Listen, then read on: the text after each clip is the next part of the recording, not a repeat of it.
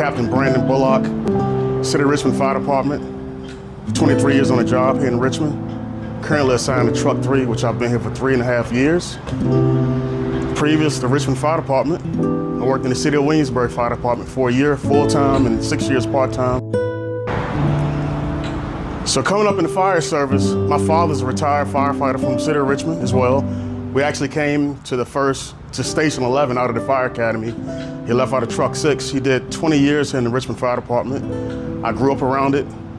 On the days that my father worked, when my mom picked me up from the nursery, she would take me by Fire Station 14 where he was assigned. So I was always around the fire department.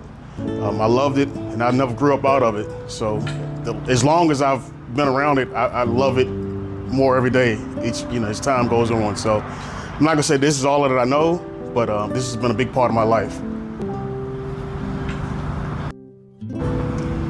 Some goals that I have in the fire service for my life and my career is to progress up through the organization, take myself out of my comfort zone and move up to progress, whether it be battalion chief, deputy chief, or fire chief, to just be the best that I can in my organization, and to also bring up people behind me as well to let them know that, hey, Bullock can do it, and so can I. The legacy that I would like to leave when I were to retire down the road, could be 5 years, could be 15 years from now, is to leave this job and this company better than it was before I arrived here 3.5 years ago, or the fire department 23 years ago. And just to let everybody know, my family, my nephews, and any kid out here that thinks they want to be a firefighter or an EMT or anything in this line of work, that they can do it as long as they strive to do so.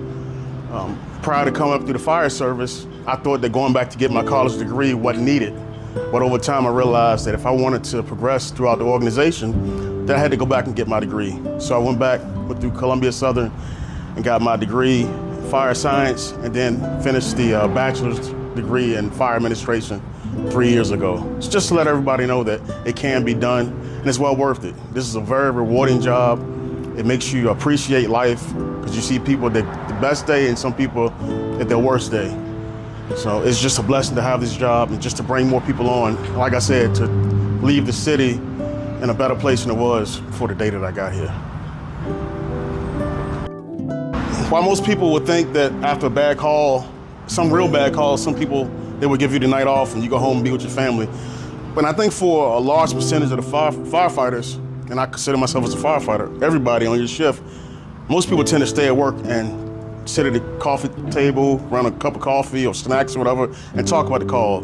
And while some of us, if it's not too gruesome or not too bad of a call, we tend to make jokes. We have a different type of sense of humor, and that's what gets us through this job of being a firefighter. It's just sitting around the table, talking it out, and being there for each other. So when we do go home the next morning, we call and text each other and making sure we're fine for the next day to come back to work.